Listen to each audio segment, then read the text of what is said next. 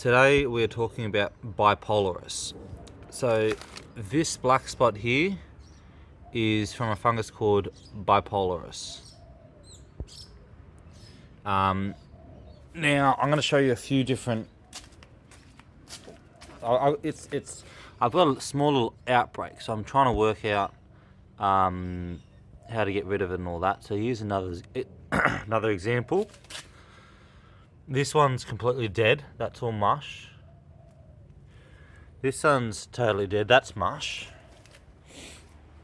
And then we got this guy.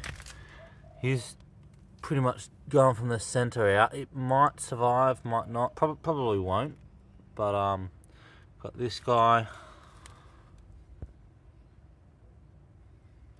That one. And so for me at the moment, I'm getting Bipolaris on a lot of these smaller seedlings like that. I'm not really getting it on anything big, and if I do, it usually goes away, or it doesn't. It just doesn't really affect a lot of the bigger stuff. I don't know if it's because their immune systems are a bit better. But see that there, nothing here, none of that's Bipolaris. That's all old.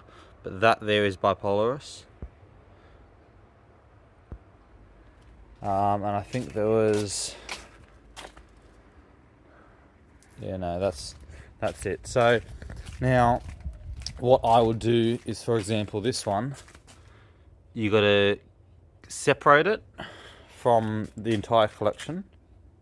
So for example, I would pick that up, and these guys, even though they're dead, I mean, you could chuck them out really, or reuse the soil after a while. But I'd pick that up and I would move it maybe like over here away from all the rest. I don't really have many spots to quarantine my cactus, so I'm not really doing much with it. I'm using a systemic at the moment, which I'll show you in a moment. But for people that have a small collection, like if this is your entire collection, I would pick them up, I would move them away from the rest, and then you're going to cut it. So if you can see in the center there, it's kind of a bit, I mean, my camera is horrible, but it's like fuzzy. That's spores. Those are spores coming out now, and over time they're going to spread onto your other ones. So if there's any cuts, if there's any parts where it can land on the cactus and then germinate and get in, that's how it's going to do it. So you want to get these away from the rest of the cactus, and you want to cut it. So I just want to get off all of that, any infected area, and there's some down there which I'll remove as well. So that's those pieces cut off.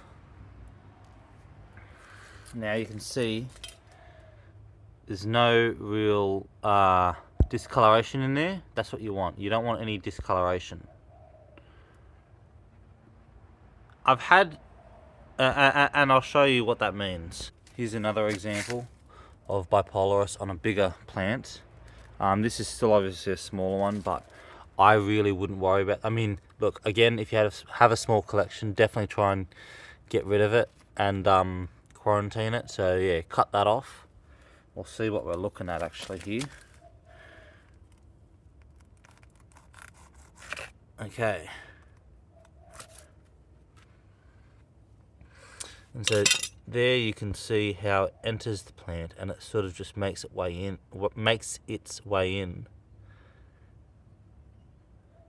And if you keep cutting in, it keeps going further. So I've cut off most of it. And so if we had some dry weather, I might not worry about that too much. But if it was continually wet, these bits would probably keep on making its way in. So you've got to make sure that you cut off all of the discolorated bits, or the dark bits. So see how that small black bit's gone there? You're sweet now. And then you want to take this off. There's still some more there. And this is some pretty messy cutting, because I'm doing it one-handed. But see, and now that's not really anything there. That's all just dirt. But that is good. You shouldn't get it growing back. It definitely can, especially in the weather, depending on weather, but it shouldn't grow back. But yeah, so once you've cut your cactus,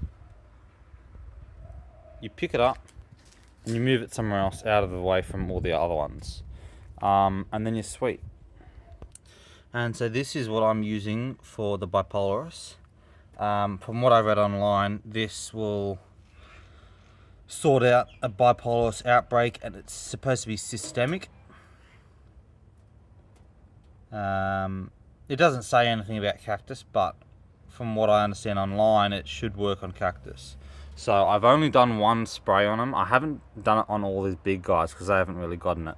I'm more so worried about the younger seedlings, like all of these. I've sprayed these with it just so it's systemic, it's going through them, and if a spore lands, it won't do much. I also did a spray of mancozeb and copper oxychloride, and so these as well should help prevent from spores germinating. I know copper, I think that gives a film on the outside of the cactus, so when a spore lands on there, it won't germinate, or it suppresses it. Not entirely sure, but I just remember that these aren't systemic, they more so work on the outside of the cactus.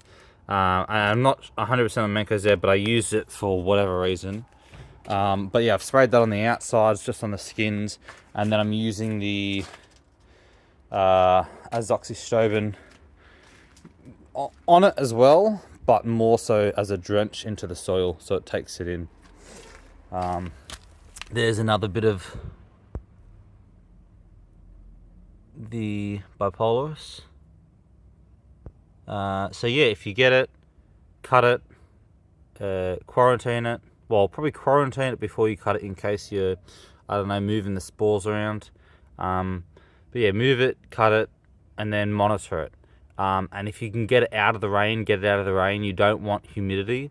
And if you are getting an outbreak, it's most likely because of the humidity. It's very wet. If it's raining, the rain drops bounce on there and it spreads the spores.